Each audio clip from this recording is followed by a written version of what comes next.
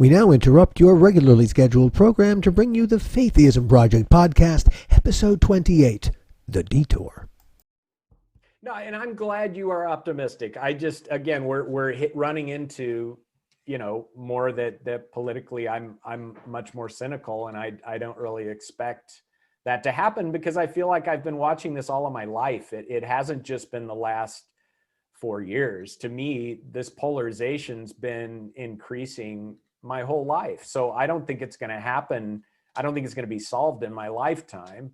And I expect it to continue to get more extreme. I don't see anything that tells me, oh, it's going to be less extreme in the future. And I think all of the reactions on this Texas thing, to me, are yet another sign that it's going to continue to be extreme, and the reality of what a solution might be is going to be lost among our political leaders because they're trying to toe their party lines and say they're better than the other one. So, and that's going to continue. And I'll be glad. I will be the first one to say, wow, I was really wrong. Everything's changed. But that just seems particularly naive. The first thing that has to happen is we have to get past this tragedy. Which one? What are we talking about? Well, Texas in the cold.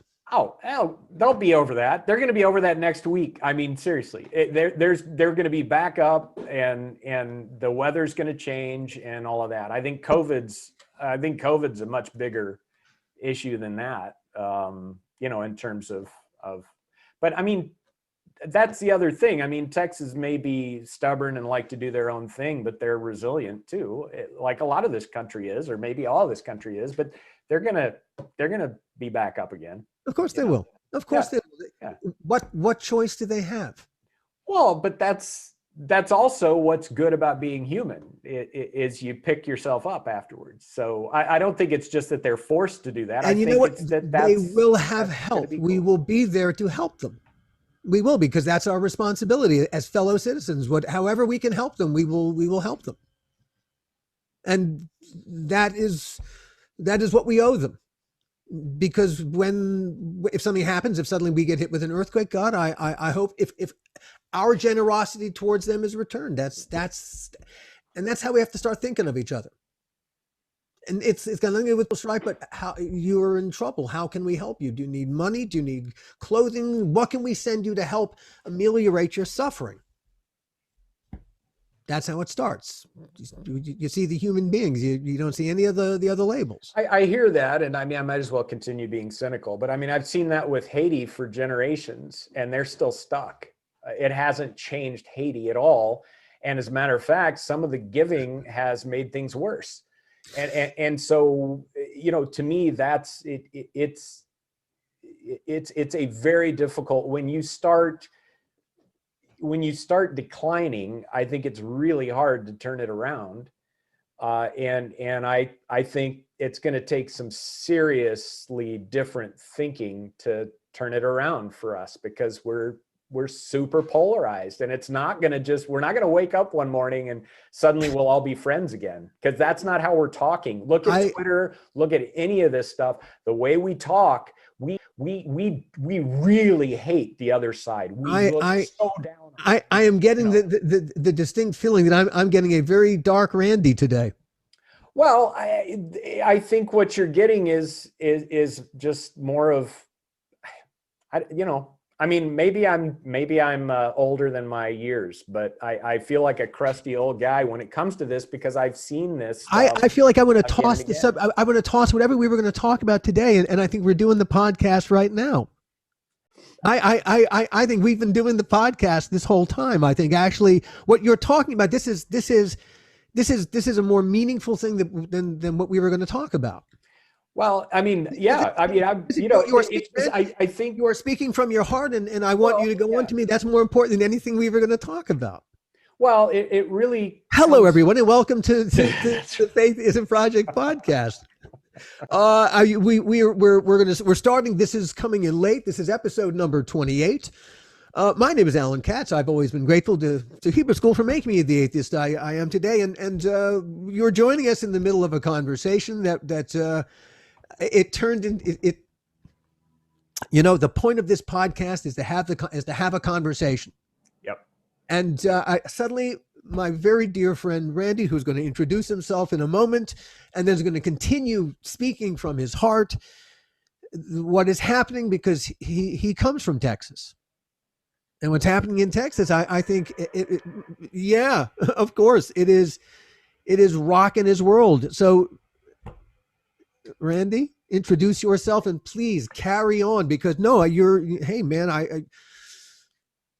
my name is Randy Lovejoy, and I am a pastor without a church, but who is just loving being on kind of the fringes of institutional church life and helping people move forward in their spiritual journeys. And yeah, I mean, the way I describe it is, my mom and my sister, my father and stepmother are all, I've been interacting with all of them through this time, and they don't live that far apart from each other, but they've each had a very different experience of this situation. My father and stepmother have had electricity and water and all of this, and are fine. It's been very cold, but Yeah. they've handled it. My sister was without electricity quite a bit for the last few days, and had to adjust and adapt to that, but she's done well there. And then my mom, in her retirement community, they didn't, and they still haven't gotten the COVID vaccine either, but they're about a week off of that. That was supposed to happen this week, but that's been postponed. But, she doesn't have, the electricity's been off and on. The water has actually shut down for a time. Now they need to boil it if they use it. And their fire sprinkler system has had issues because of pipe issues that they're going to fix as soon as the weather changes, but they're kind of stuck there. So they've all handled it as best as they can, and they're all moving forward. And I think I've seen, examples even of I think it was a furniture store that opened up the store to people that. So, so what I'm seeing in this situation is kind of like what I saw at 9/11 right at the beginning, which was, I feel like I saw the heart of America with people just responding and doing the best that they could do. But what has really bothered me, and what's made me more dark, as Alan put it, is just the way that the narrative then gets picked up by others and starts to be shaped and molded to support the polarized views that we have in this country, to slam the other side, to use it for political points, when people are just trying to get through the day.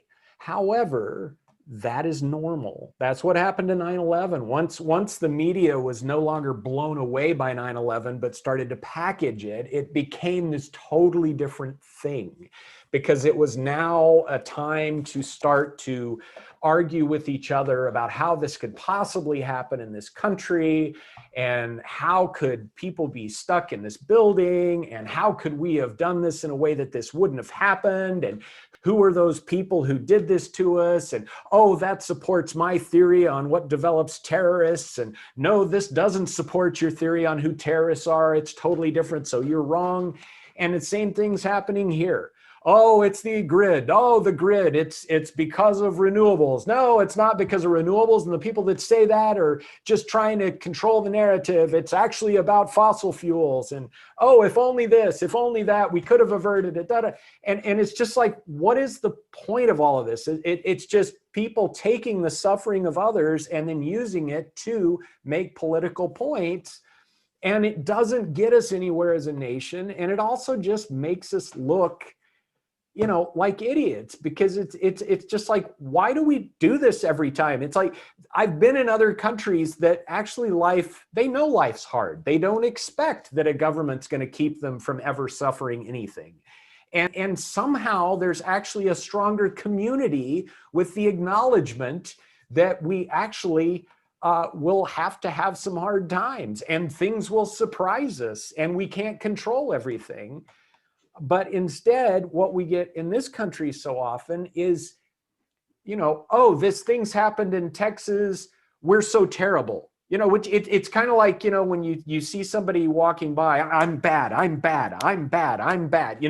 It's just like, why do we do this to ourselves? I mean, it's like the fact that there was a grid at all that handled it some is at least a win. The fact that it was 67% fossil fuels in Texas is in itself a statement of progress. But again, none of that matters because we want to be angry at the other people. We want to point fingers. It's who's caused this problem. But then when I think back to my family, they're just trying to figure out how to get by. That's the point is just how do we handle this? And then how do we make sure that we don't have a situation like this again in the future? And that's what I'd love to hear with COVID is just like, wow, this is really hard, really unexpected. It took the entire world by surprise. And we've all tried different reactions. Some worked better than others. Some worked better here, but not there. So let's learn from this. Let's find out where this thing originated from, how it originated, how it spread, and then let's adjust and adapt so that when it happens again, which it will because these things happen in human history, at least it won't hit us the same way that this did. Or at least if it's this, we know how to handle it. If it's some new thing that we haven't thought of either, then we're just going to have to go the same process again of figuring out how do we handle it. But to me, it keeps it more human that way. And it just, I guess I'm just tired of seeing, I was looking at some, some of the tweets of some other folks that were out there, and they were using the tweets to be popular. You could tell they weren't even putting facts in there, but it was just, and it wasn't even their area. They don't normally speak in that area, but it was just like, well, here it is again, blah, blah, blah, blah. And then they get like 137 comments when usually they only get 5, and it's like, oh, people are suffering. I'm going to use it as a platform to talk about what idiots those people are and how smart I am.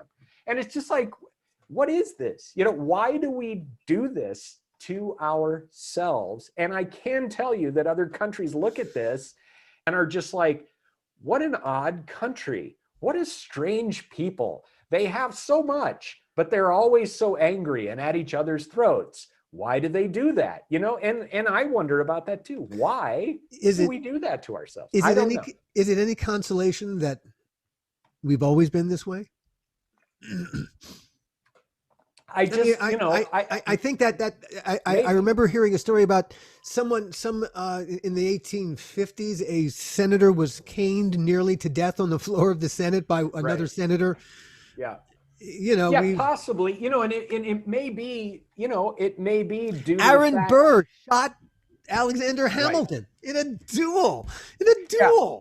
But you kind of wonder if it has something to do with like the glue that holds us together as a country, if there isn't, that maybe because it's not a culture as such, I mean, maybe it's because, like, you think of the French, right? I mean, even the French are struggling with some of the teachings and some of the theories and academic stuff coming from the U.S. as they're trying to deal with the Islamic fundamentalists.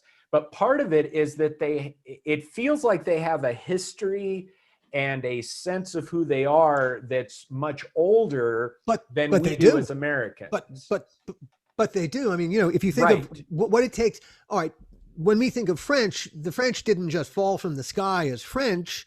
Right. In essence, the people who've been there for 2,000 years slowly coalesced from the Franks and the Visigoths and all the various tribes into what eventually became, you get Charlemagne and you get all those other people who begin to slowly pull together these tribes into what we now think of as French. It took 1,300 years for all those tribes to become, so that there was a French crown, so in essence, we only showed up. Wow. North Americans only started showing up. Europeans only started creating a country here 240 years ago. Right. And I mean, that's just a very small number of us, because actually during the 240 years, a whole lot of people showed up at different times, even including today, and from a whole variety of cultures and backgrounds. I remember one of the things in Texas was, going to the New Braunfels area, which is a great part of Texas, and a whole bunch of German immigrants. You got super German influence. Sure. But then you go down further south and you've got, a much more Latino emphasis, like in San Antonio. This is in Texas, right? In Texas, yeah. So just in Texas alone, you've got a whole variety of different cultures that immigrated at different periods of time. And of course, that's the same for the country as a whole. But this is the thing that makes America unlike any other place that ever happened before in the whole world. All right, so French basically took, the better, about 2,000 years to be French. Swiss, the same thing. The Spanish, the same thing. All of the tribes that became the countries of Europe. What was I saying? Oh, God, I went right out of my mind. You said this was a different thing. Here in America, these are all people from all these different places coming together with no national history, with no history of interaction whatsoever, really, before meeting each other on these shores, really, with any.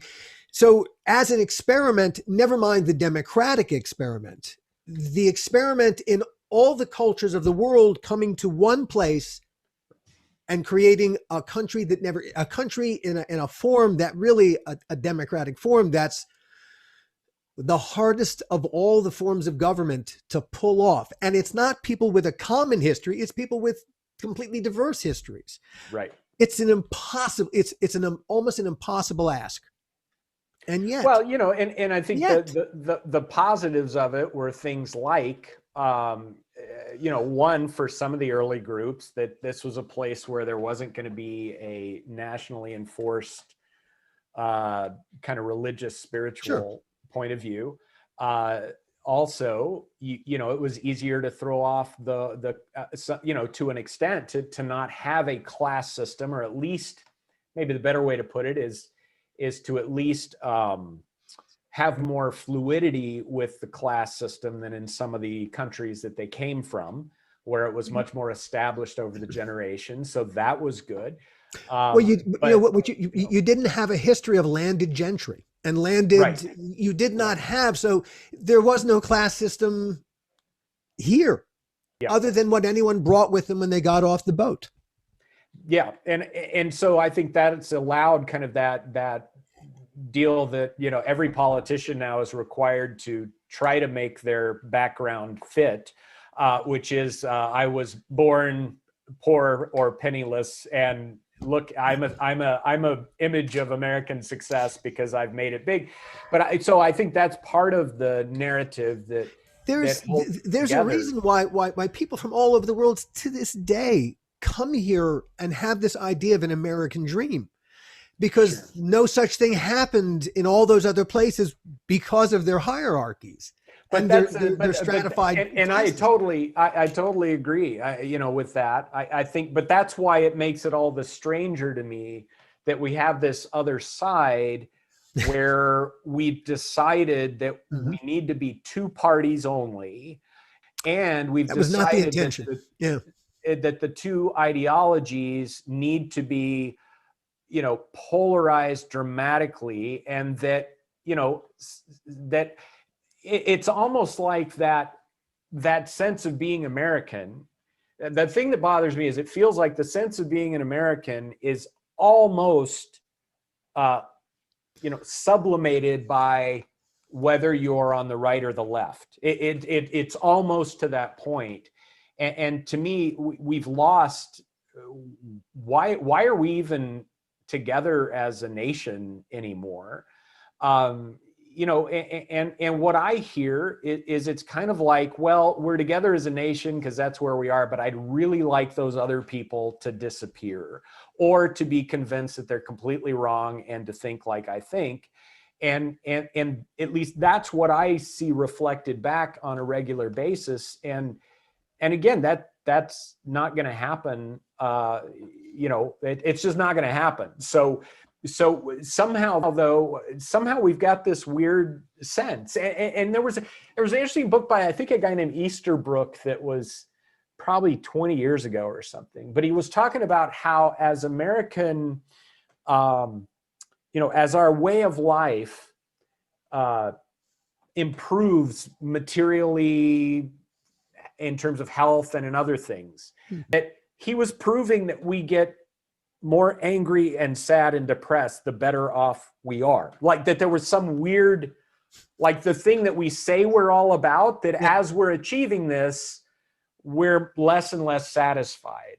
And so I don't know if that's what relates, or somehow speaks into this, but it's, it's kind of like that deal that I've seen this, and I think this is accurate, that like real like poverty, like the destitute poverty of the world over the last like 20 years, the rates have dropped massively around the world. I mean, massively. Mm-hmm. But it's like, you don't hear that.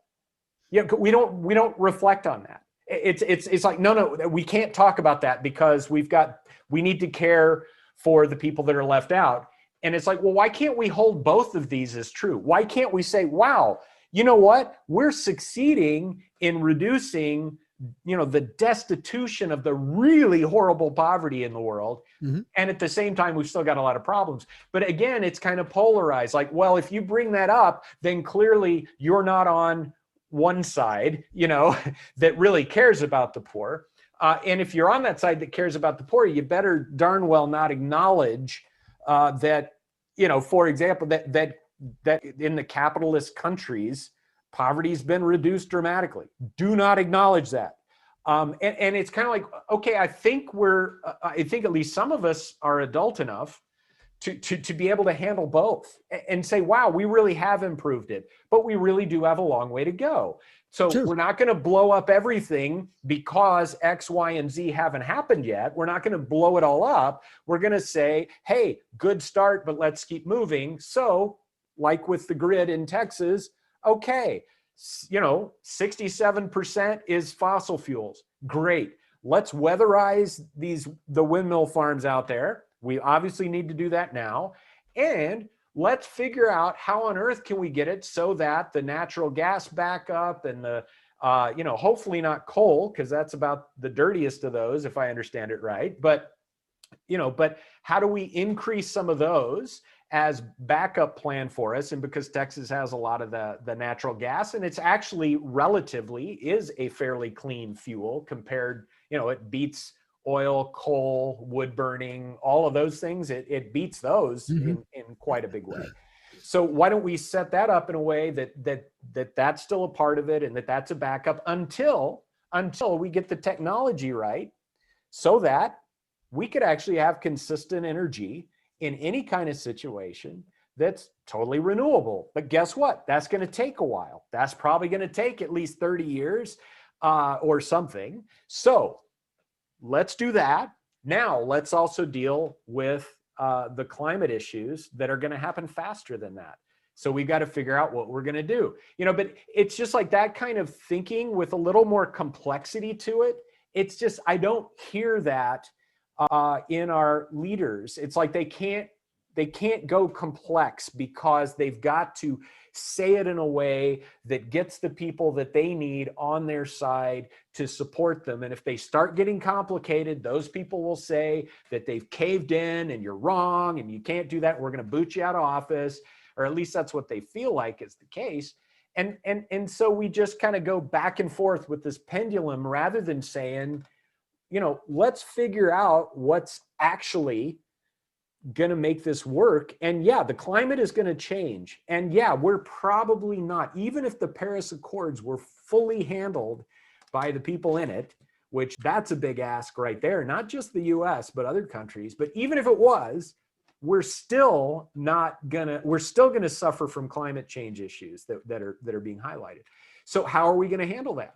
Let's begin to innovate, yes, for green, stuff or renewables, but let's also begin to innovate for the fact that the climate's going to change.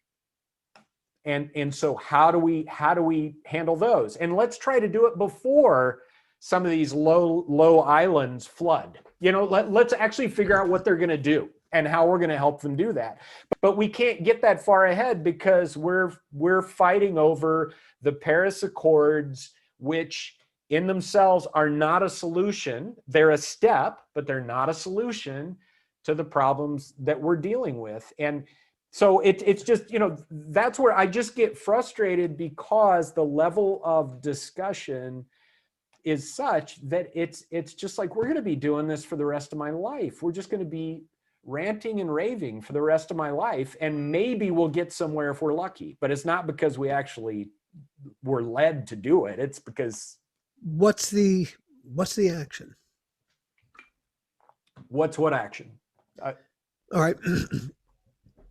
The problem is that problems are not being solved. How do we cross that bridge? Yeah, I mean, that's where, to me, I would love it if our political system worked to actually solve complex problems like that. But I don't see that happening. How do we get the political system to work to do that? What I have no idea. What is missing from it? What is it the wrong people in office?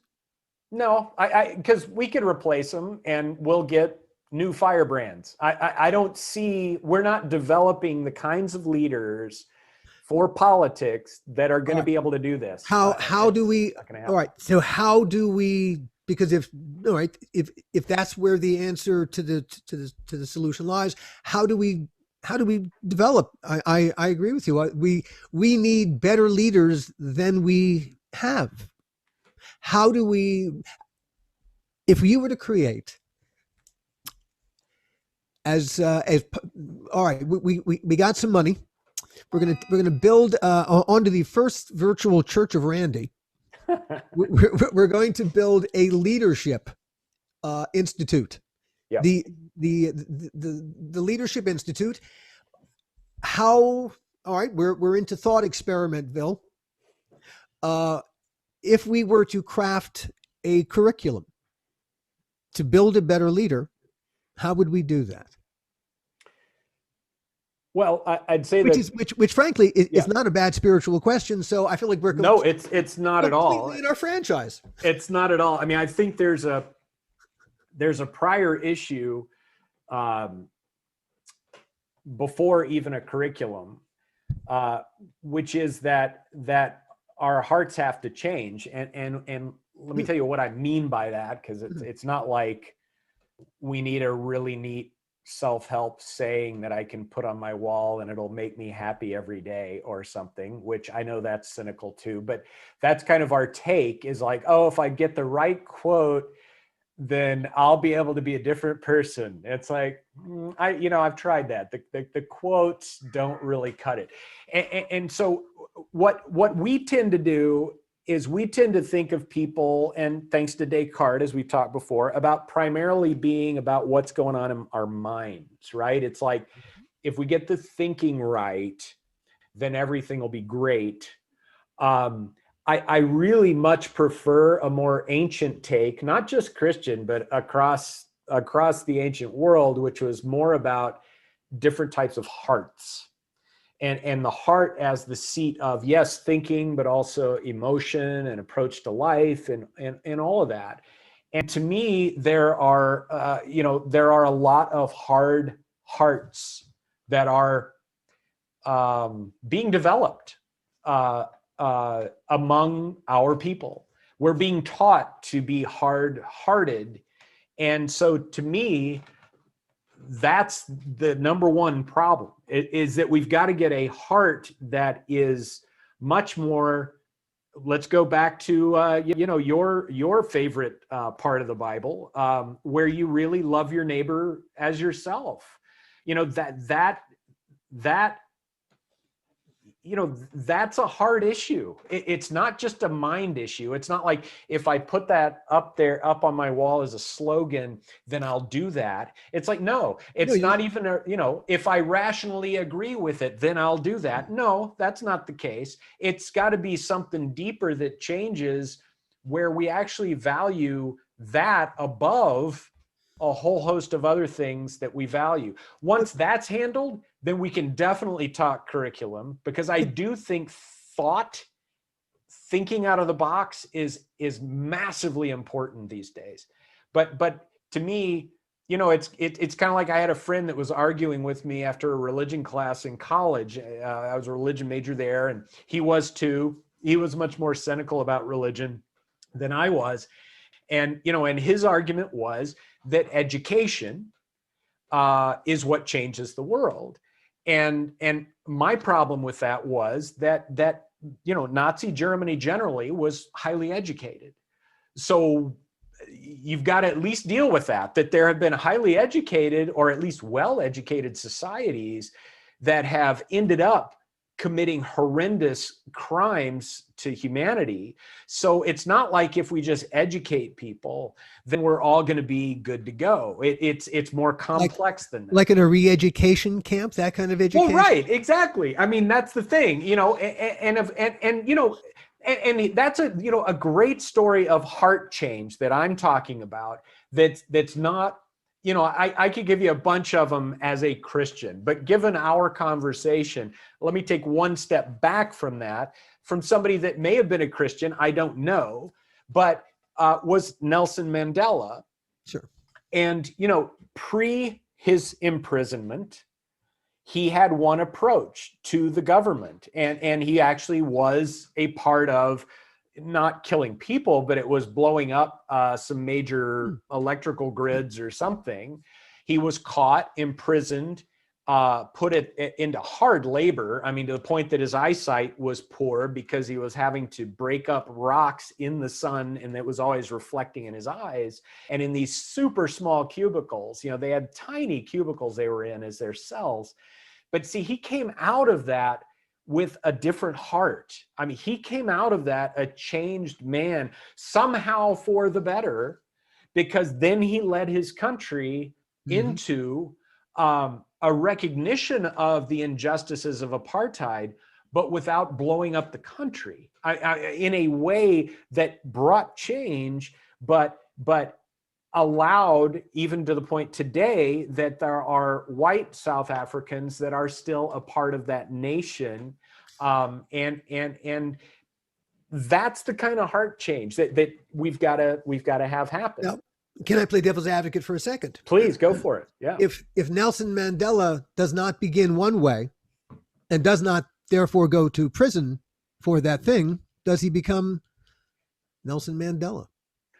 Yeah, and I think that's one of those things that possibly not. I mean, I don't know what the other alternatives would have been. We'll never get to visit that but world. I can tell you that some of the greater tyrants in Africa did go to Christian and missionary schools, which were often the schools, just because of the level of education they offered, that a lot of the elite ended up being the ones sending their kids there, or the very smart kids would get scholarships there. But there are multiple examples, not just in Africa, of kids going to those schools, receiving that training, but then ending up, obviously their hearts did not change during that time of education, because I'm not making a judgment on them. I think it's just, you watch people's lives, right? I mean, we're all responsible for our actions in our lives, and you can tell the people that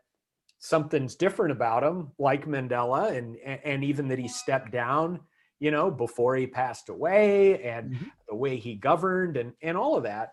But then you can find plenty of other examples of people, throughout history that act,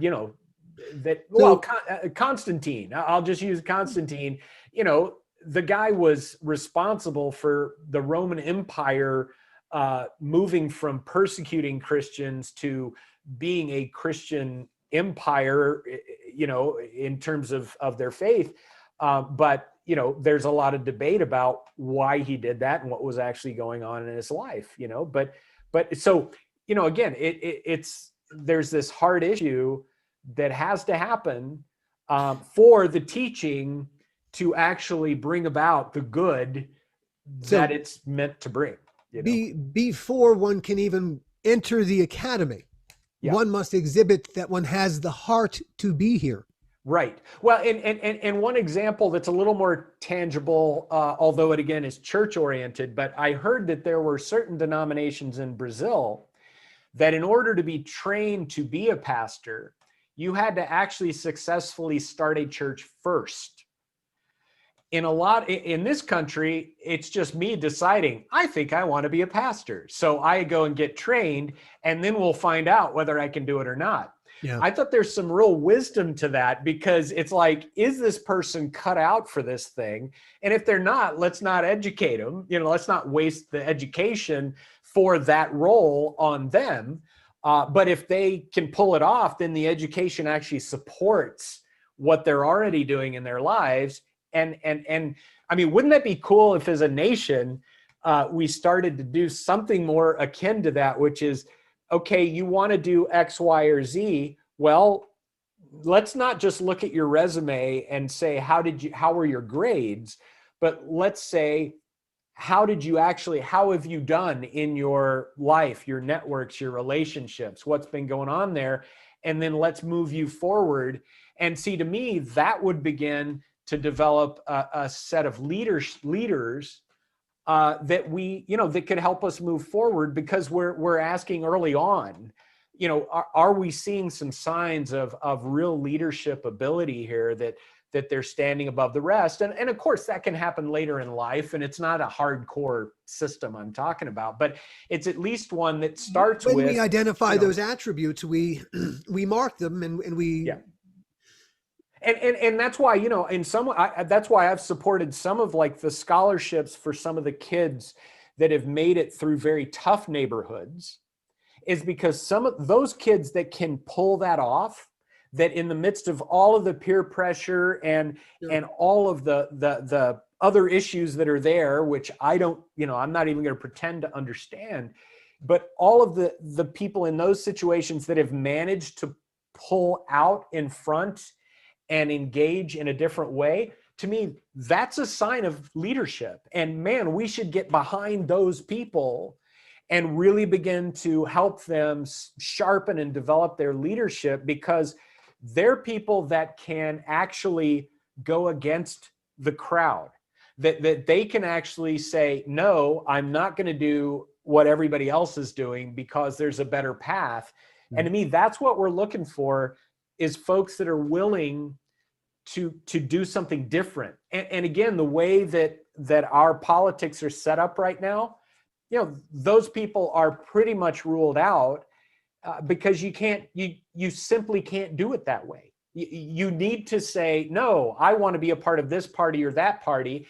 I'm going to promote this party or that party's goals and become a rock star in the party. Well, then I'll debate. Then there's no other way in. You that's can't right. You can't do it as an independent, because we have, unfortunately, it wasn't intended to be a two-party system, but they didn't make it parliamentarian. So there's no room for any more than two parties in it. It's ours is, unfortunately, there are flaws in it. There are deep, painful flaws in the design of the system. They did not get it 100% right, not close to it. They missed. And I do feel like that's one thing that's probably impossible, but I'd love to see, is there was actually a third party. I don't think more than three is particularly useful, at least in looking at how that works in some other countries. It's a struggle. But to have at least three parties, a third party that represent reality more than two parties do, because it's not either or. In fact, that's right. America's genius really has usually been in our ability to moderate. Right. Well, that's where we succeed. That's where we're unstoppable. Hey, what happened to Caltech today? Those. Oh, I know. Yeah. I mean, that's remarkable. But this is what you and I are really. That's the America that you and I think about. That's exactly. And that story in itself gets me incredibly excited and encouraged, because the incredible expertise that was required to do all of this. I mean, I was just watching the entry Oh, and all of the He steps chokes up. that had to go just right to get this thing to land on a speed planet, has however been far away separated. Mars is. This allows And it's crazy that we can pull that off. It really is. And it so to boggles the me, mind. yeah. It And is. it's like, okay, now how could we get, that's an organization, right? I mean, it's an organization that has brought people together for a Yes. clear purpose, Yes. expertise. They go A for it. cause bigger than every Yes. single individual. Yes. It's the Yes. ideal, but by which really, if we can do that, then God, can't we do everything else? See, and that's the thing. That I think is what we're sorely. We took a little piece of metal and we Yes. hurled it from here to a particular spot That's right. on Mars, and we didn't just crash it in there. We eased it to a stop. I mean, as they're talking about, we're 4 kilometers. We're 100 meters. We're 1 meter above. Like, whoa. Yeah. Whoa. See, and that to me, it's like that's what we're capable of. That is what we're capable of as human beings. And yet there's so many barriers in other parts of life that keep us from even getting close. And I'll give an example. I mean, that's, the thing about Christianity is that as far as an aspirational big vision thing, I personally think it's about the biggest vision you could get. Now, somebody else may argue that, and that's fine. I don't have a problem with it, but it's this huge vision that's so far beyond me. And Sure. yet it doesn't reduce my sense of being. It actually strengthens it, frees it. It motivates me, because there's this huge story in my mind that's going on, and all the stuff that we've been talking about today, where I'm darker, is the background to that story. Sure. It's not the story. I am nowhere near thinking, oh my gosh, we're done for. It's more that Christianity as a movement, I believe, has the potential to take us light years beyond where we are as human beings. However, that is with full recognition that so many times this amazing vision and story is reduced down to the lowest common denominator of humanity, is abused and used for racism, for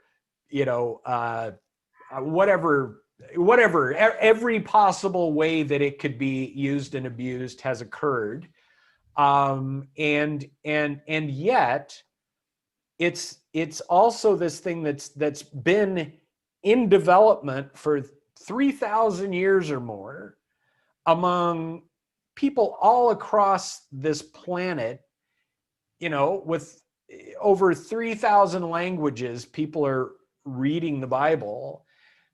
And even in some countries, like, this may get us censored in China, but in China, the underground church is mushrooming like crazy. Even though people recognize that because they're not part of the official church, they could get roasted if they get caught, and it's not just in China. That happens in a lot of places, but that it continues to inspire, draw the commitment of people, et cetera, et cetera. So to me, that's why I see Christianity as being a solution to these kinds of issues we've been talking about, because it is beyond, like you said, beyond the individual. It is something that, yes, has had very dark moments, but it's also had some very bright moments. There was a book, I don't know if you've heard this, there's a book, I always remember the subtitle, but it's about a village, and it's the name of the village, I think, and then it says, "How Good Happened Here." Oh yeah, And it was, yeah. This is it the was one this, during the plague. No, this is during the Holocaust. Oh, no. And this whole village with pastor, parishioners, and everybody, they hid huge numbers of Jewish children when they were in the middle of all of this, and they all could have easily been killed for doing that. Sure. You know, there are examples of that sort of thing. There's examples of people attaining a level of humanity through Christianity that's really inspiring. And so that's where I'm the optimist, is there. And I think it's only through something like that anybody's politics have a chance of you know, but I think we could do a JPL of Christianity that could pull off stuff that's as mind-blowing as what has happened today. And that's my dream. That's my vision. That's my commitment. And just talking about it, I don't feel dark now. I feel excited and like, yes, I can do this. I can be a part of this thing. And I can't wait to get together with others that want to do this. Then my work here is done. That's right. Thank you, Alan, for being my counselor and therapist from the darkness to the light. Much appreciated. I take my role as the official atheist of the First Virtual Church of Randy very seriously. But see, that's I think we've shown again that we can even take the issues with other people where there's tension and continue to make room for them and talk them through into some really interesting places. You know, you end up going places you don't expect to go. I mean, I've got a really great script for today with a lot of good things to share. However, this is a great discussion. And I'm not at all sad that it's just still here on the paper and I haven't gotten to share it yet. You know, the nature of the beast, the nature of learning how to have conversations with people is you recognize sometimes that you're in the middle of one. Yep.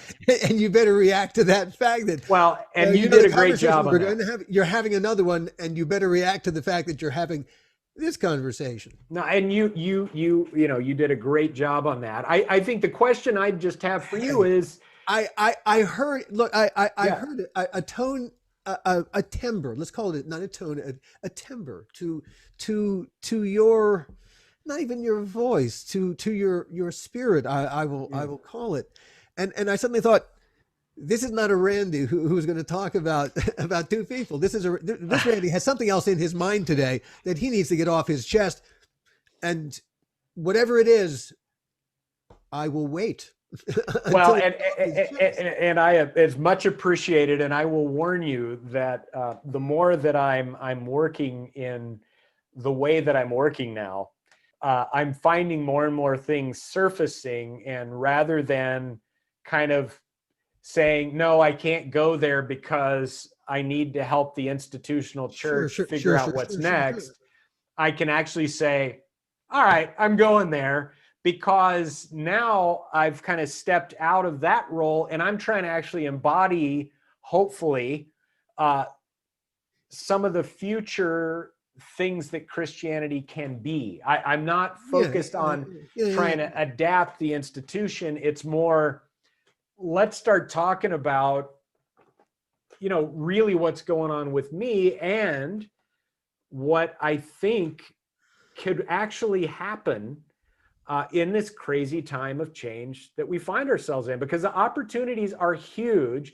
And I will dare to say, although it disturbs my spirit to say it, we might even find some ways forward politically in this crazy time.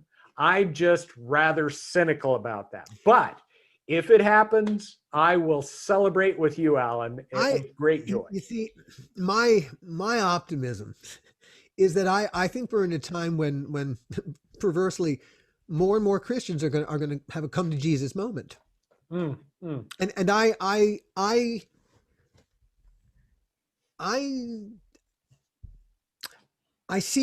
find great hope in the rise of the power of the Black church in this country and the message that the Black church has has really the strength that it gave to the Black people who went to the Black church, remarkable. And that it's the joyfulness of its message is, and I say this as an atheist, is very spiritually satisfying because of its there's perseverance in it. There's everything that you talked about, the perseverance in the face of the most unspeakable hardships imaginable. It's a real joy to me because it comes out of pain. Whereas I've seen a lot of joy that it's like, that's not really, there's not a lot of substance to that joy. I mean, we're trying to be joyful, but there's not much there, you know, whereas that heart change, that I think that's the crazy thing about humans is it's like in the hardships, there is a potential. I mean, we can be broken by it beyond repair too, as humans, but there's potential in that hardship for it to result in a heart that is Nelson Mandela generous. seems to have been redeemed by his hardship. Yep. Yeah, exactly. That's right. And I think that's always possible for us in hardship. And see, I guess that's the other part, just to come back to where we started, the other part that annoys me about the way we respond sometimes to groups going through hardship by just trying to place blame immediately, is that we're missing the opportunity in that. And the point. As what, yeah. And that's the thing. My 85-year-old mom, my sister said, hey, Mom, we'll come get you. We don't really want to drive on those roads, but we will come get you and bring you to our place. And my mom said, no, I'm staying here. I can make it. I'm staying here. Well, for my 85-year-old mom, that's awesome. I think she made a step in her own life at the age that she is, where she's like, you know what? Doggone it. I may be 85. There may be other things I can't do. I'm going to make it through this because we've got it handled and I can do this. You know, that's growth. That's an important move forward, you know? And my sister, you know, connecting with other family members as they had electricity. It's like you're reconnecting and building relationships. Is it a drag? Totally, you know, but there's some possibilities here. And then I'm calling my mom and my sister daily to find out how they're doing. That deepens the relationships we're having. So that's not to say, oh, yay, it's so great that this happened to Texas, but it's to say, in the middle of all of that, there's a lot of really important things that are happening. And to me, the goal for us as human beings is not to avert any kind of struggle or pain. That's not a goal because that doesn't make good people, but it is to handle everything, you know, to try to reduce that to the minimum amount we can, and just to grow through the inevitable hardships that'll come to us, whether it's a new virus strain, whether it's more global warming climate issues, whether it's whatever it is, that stuff's going to happen. But at the same time, I say that as someone who I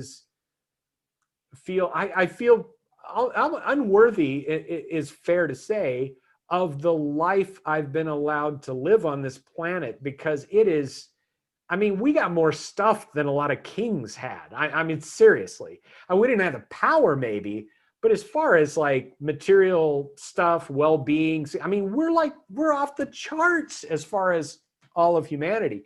So, you know, I'd love to have been alive or to have waited until, you know, the Enterprise with Jean-Luc Picard was happening, because that seems really cool to explore the universe.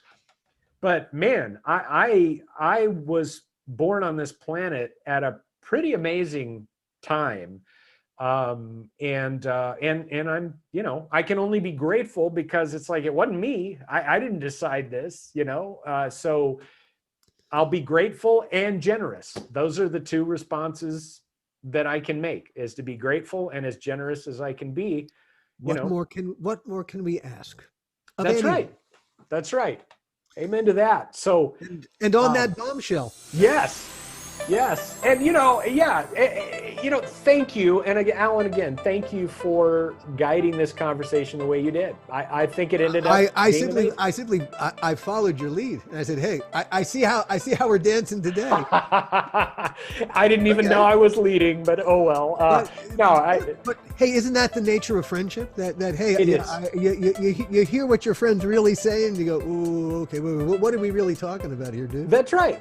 And I think if we look back on the different podcasts, we've taken some interesting turns at, as we've gone. It'd be interesting to kind of map out the time we've spent talking on each one and just look, because I bet you it's gone back and forth, because that's what happens in a friendship. Indeed. Yeah. Oh, indeed. Well, I guess we'll end up calling this one the Detour. Yeah, I think I like that. Very good. There you go. Yes. Well, thank you for joining the Detour, everyone, today. And yeah. I guess we'll do the Two People on an Island, number 29. Sounds good. And to everybody listening, may you have as fruitful of detours as we have had today in your conversations with others who do not think exactly the same way you do. And if people will do that, I will give you this, Alan. That will maybe start the whole grassroots thing you were talking about, is if people will start to have conversations like this. So I will win you to the optimism side yet. I will convert you. That's right. Look at me proselytizing. Yeah, that's a future conversation too, right? On proselytizing. Yeah. That's a... Yeah, there you go. So many subjects, so little time. That's right. Thanks, everybody. See you next time.